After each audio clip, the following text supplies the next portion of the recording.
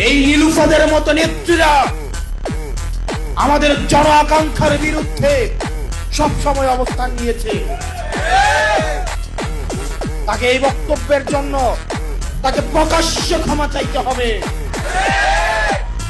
আসলে উনাদের স্বভাবচিতই মানুষকে টাকা দিয়ে প্রোগ্রামে নিয়ে আসতে হয়, বাস ভাড়া করে প্রোগ্রামে নিয়ে আসতে হয়, বিরিয়ানি দিয়ে প্রোগ্রামে নিয়ে আসতে হয়, চাঁদাবাজি করে বাস ভাড়া করে প্রোগ্রামে নিয়ে আসতে হয়।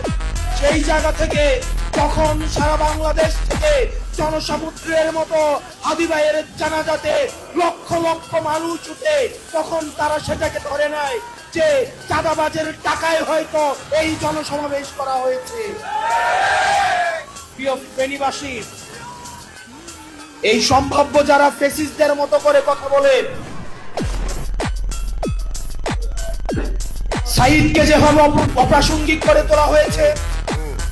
তোলার চেষ্টা করা হয়েছে, হাদি ভাইকে যারা অপ্রাসঙ্গিক করে তোলার চেষ্টা করে, তাদের সম্পর্কে আমাদেরকে সচেতন থাকতে হবে।